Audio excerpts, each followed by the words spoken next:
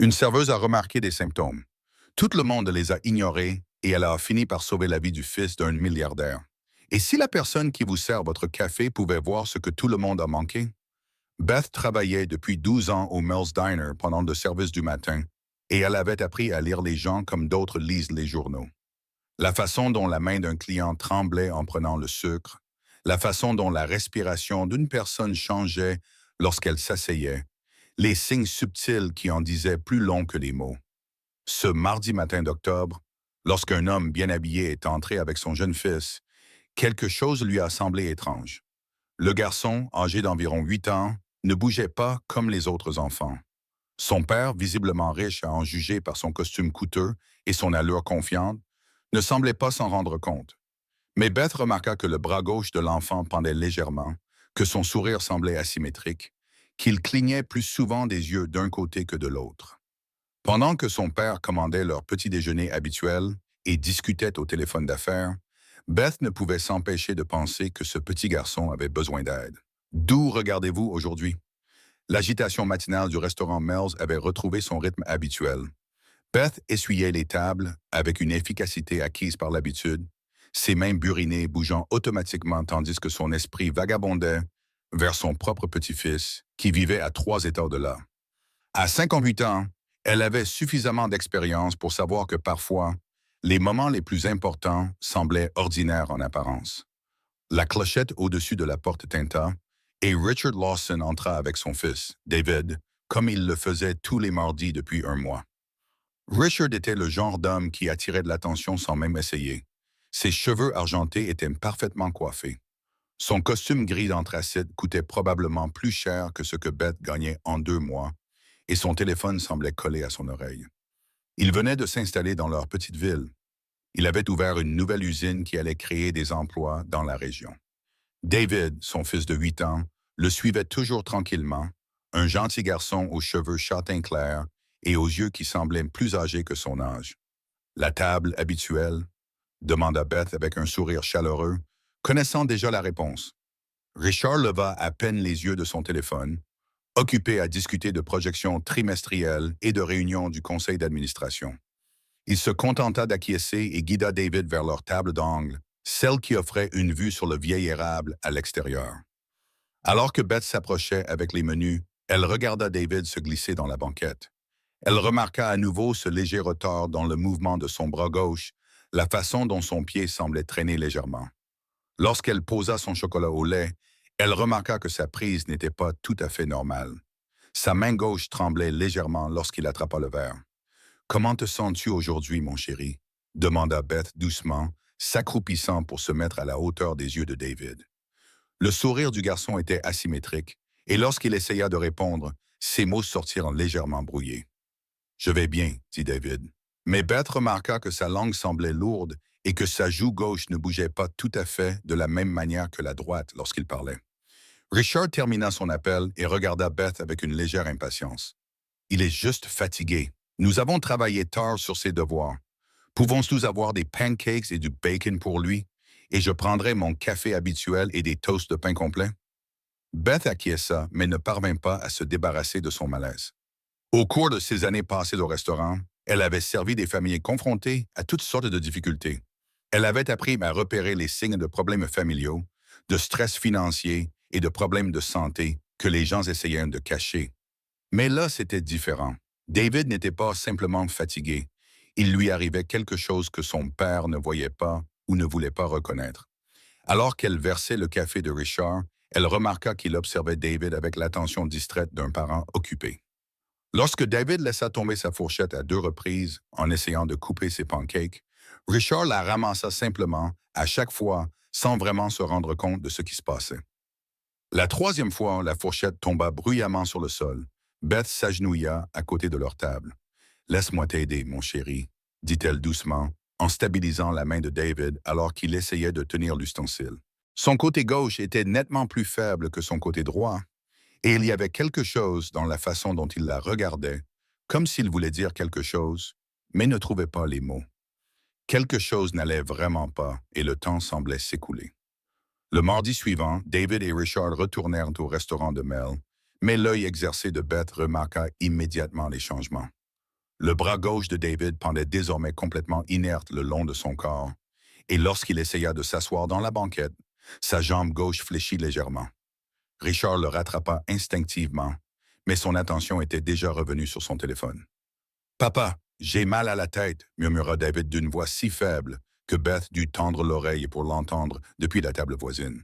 « Tu devrais probablement boire plus d'eau, mon fils, » répondit Richard sans lever les yeux de son écran. « Et tiens-toi droit. Ta posture est horrible ces derniers temps. » Beth sentit son cœur se serrer. Elle avait élevé 3 enfants et aidé à élever 2 petits-enfants. Il ne s'agissait pas de posture ou d'hydratation. Elle apporta le lait chocolaté de David et le regarda lutter pour le soulever de la main droite, la gauche étant complètement paralysée. « David, mon chéri, peux-tu me sourire ?» demanda Beth doucement. Le garçon essaya, mais seul le côté droit de son visage bougea. Le côté gauche resta immobile, sans expression. Beth sentit son sang se glacer. Elle avait déjà vu cela il y a des années, lorsque sa propre mère avait subi une série de petits accidents vasculaires cérébraux. Mais les enfants n'avaient pas d'accidents vasculaires cérébraux, n'est-ce pas, hein? Monsieur Lawson, dit Beth d'une voix douce mais pressante. Je pense que David devrait voir un médecin. Richard leva les yeux, agacé. Il va bien. Il a juste besoin de s'endurcir un peu. De mon temps, les enfants ne se plaignaient pas pour chaque petit bobo. Beth se mordit la langue. Elle comprenait son état d'esprit. Richard avait probablement été élevé par des parents qui considéraient que montrer sa faiblesse était un échec. Mais les urgences médicales ne se souciaient pas des idées démodées. Comme pour prouver son point de vue, David se mit soudain à vaciller sur sa chaise, les yeux légèrement révulsés. Beth réagit rapidement et le stabilisa avant qu'il ne tombe. Sa peau était moite et sa respiration superficielle. « David, tu m'entends, mon chéri? » La voix de Beth était calme, mais ses mains tremblaient. Elle n'avait jamais oublié la formation au premier secours qu'elle avait suivie lorsqu'elle était volontaire à la caserne des pompiers. Richard posa enfin son téléphone. Pour la première fois, une réelle inquiétude se refléta sur son visage. Qu'est-ce qui ne va pas chez lui? Je pense qu'il est peut-être en train de faire un AVC, dit Beth doucement, ne voulant pas effrayer David plus que nécessaire. C'est impossible, rétorqua Richard. Les enfants ne font pas d'AVC. Il est probablement juste en train de tomber malade. Mais alors même qu'il parlait, Richard pouvait voir ce que Beth voyait. Le visage de David était maintenant complètement asymétrique, son côté gauche tombant comme de la cire fondue. Lorsqu'il essayait de parler, seuls des sons inintelligibles sortaient de sa bouche. Beth regarda Richard droit dans les yeux. Ses décennies d'expérience avec des hommes têtus lui donnaient le courage d'être direct. « Monsieur, j'observe votre fils depuis des semaines. Ce n'est pas la grippe. Son côté gauche s'affaiblit à chaque fois que vous venez. Il se passe quelque chose dans son cerveau et il a besoin d'aide immédiatement. Si ce moment vous a touché, merci de liker la vidéo. » Richard pâlit lorsque la réalité de la situation lui apparut enfin. Sa confiance d'homme d'affaires prospère s'effondra lorsqu'il regarda vraiment son fils pour la première fois depuis des semaines. David essayait de l'atteindre de la main droite, les larmes coulant sur son visage, incapable de prononcer les mots qui pourraient lui sauver la vie. Le monde de Richard s'est effondré à cet instant, comme s'il se tenait sur un sol solide qui s'est soudainement révélé être des sables mouvants. Il avait bâti un empire en se fiant à son instinct, en prenant des décisions rapides et en gardant 2 longueurs d'avance sur tout le monde. Mais ici, dans ce petit restaurant de province, alors que la vie de son fils était en jeu, tout son succès ne signifiait plus rien. « Appelez le 911 » a dit Beth d'un ton ferme, se dirigeant déjà vers le téléphone derrière le comptoir. Ses mains étaient désormais fermes, grâce à ses années d'expérience dans la gestion des crises. Richard resta figé, fixant David qui luttait pour rester conscient.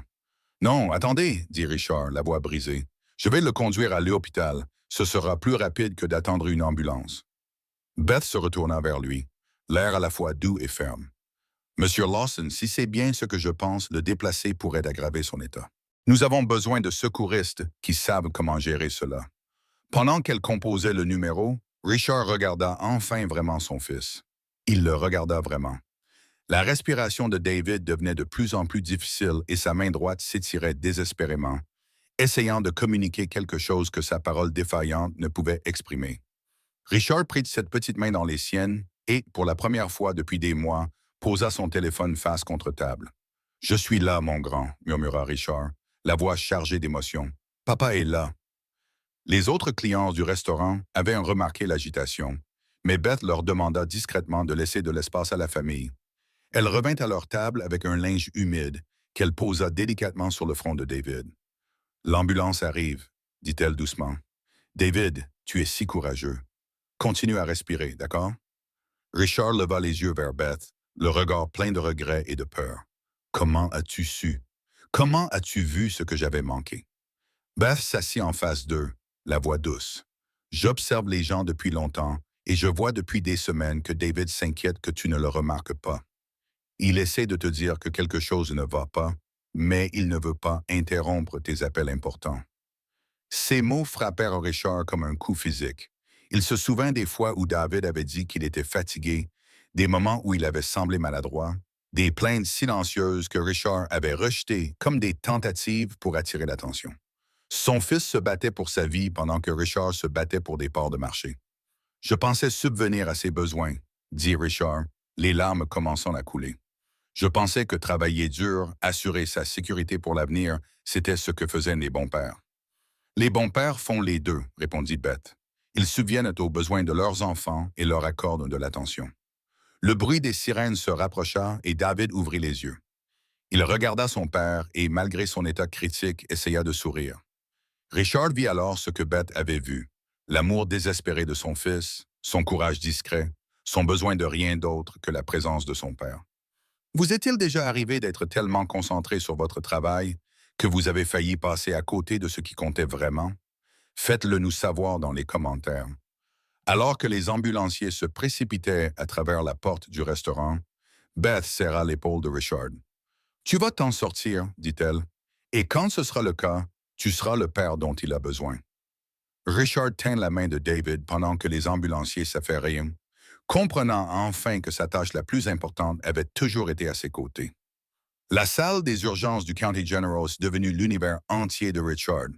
Il arpentait les couloirs stériles pendant que les chirurgiens s'efforçaient de sauver la vie de David. Les paroles de Beth résonnaient dans son esprit. Elle avait suivi l'ambulance jusqu'à l'hôpital et était maintenant assise tranquillement dans la salle d'attente, une présence rassurante dans le chaos de sa peur. Le docteur Patricia Reeves sortit de la salle d'opération après ce qui lui sembla être des jours, mais qui n'avait duré que 4 heures. Son expression était sérieuse mais pas sombre, et Richard sentit son cœur battre à tout rompre, tandis qu'il cherchait sur son visage des indices sur le sort de son fils. Miss Lawson. David a eu ce que nous appelons un accident vasculaire cérébral pédiatrique causé par une maladie rare appelée maladie de Moyoya. Elle se caractérise par un rétrécissement et un blocage des vaisseaux sanguins dans le cerveau, expliqua le Dr. Reeves d'une voix calme et posée. Si vous aviez attendu un jour de plus avant de l'amener, les dommages auraient pu être catastrophiques. Richard sentit ses jambes fléchir. Beth apparut à ses côtés, calme et sereine. Mais il va s'en sortir? Demanda Richard d'une voix à peine audible. L'opération s'est bien déroulée. Nous avons pu rétablir la circulation sanguine dans les zones touchées de son cerveau. Il aura besoin d'une rééducation intensive et il se peut qu'il garde quelques séquelles du côté gauche, mais le cerveau des enfants est remarquablement adaptable. Avec des soins et une rééducation appropriée, David devrait retrouver la plupart de ses fonctions. Le soulagement était si intense que Richard dut s'asseoir. Beth lui tendit une tasse de café provenant du distributeur automatique et il réalisa qu'elle avait pris soin de lui de la même manière qu'elle avait pris soin de son fils. Avec une gentillesse discrète et attentive, docteur, dit Richard en levant les yeux, les larmes aux yeux. Cette femme a sauvé la vie de mon fils. Si elle n'avait pas reconnu les symptômes, si elle n'avait pas insisté, j'écoute. Le docteur Reeves regarda Beth avec un respect professionnel. Vous avez une formation médicale? Beth secoua la tête. Juste de l'expérience de la vie. Ma mère a eu plusieurs petites AVC et j'observe les gens depuis longtemps. Parfois, on remarque des schémas récurrents. Eh bien, votre expérience de la vie a donné à David les meilleures chances possibles de guérison. Une intervention précoce dans les cas d'AVC pédiatrique est absolument cruciale. Quand ils ont enfin autorisé Richard à voir David, son fils était réveillé mais encore groggy à cause des médicaments. Le côté gauche de son visage était encore légèrement affaissé, mais ses yeux étaient vifs et alertes. Plus important encore, il pouvait parler, même si ses mots sortaient lentement. « Papa, » dit David en tendant la main droite, « j'avais peur que tu ne remarques pas que j'avais besoin d'aide. » Richard prit la main de son fils et s'assit à côté du lit d'hôpital, comprenant enfin le poids des paroles de son enfant. Je le remarque maintenant, mon grand. Je te promets que je le remarquerai toujours désormais. Beth observait depuis l'embrasure de la porte le père et le fils avoir leur première vraie conversation depuis des mois. David parla à son père des maux de tête dont il souffrait, de la faiblesse qu'il cachait, de la peur que d'admettre qu'il était malade décevrait l'homme qu'il admirait le plus. Si vous avez aimé cette histoire, abonnez-vous à notre chaîne pour découvrir d'autres récits réconfortants. À la fin des heures de visite, Richard accompagna Beth à sa voiture. Le lendemain marquerait le début du long rétablissement de David. Mais ce soir-là, Richard comprit enfin ce que signifiait être présent pour les personnes qui comptaient le plus. 3 mois plus tard, Beth était en train de remplir sa tasse de café lorsqu'elle entendit la sonnerie familière du restaurant. Elle leva les yeux et vit David franchir la porte, sa démarche encore légèrement bancale, mais assurée et forte. Richard le suivait, mais cette fois-ci, son téléphone était introuvable et toute son attention était concentrée sur son fils. Mademoiselle Beth, appela David d'une voix claire et joyeuse.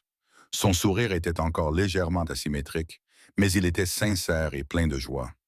Beth posa sa cafetière et ouvrit les bras pour l'embrasser. David se précipita vers elle et elle sentit la chaleur rassurante d'un enfant qui allait s'en sortir.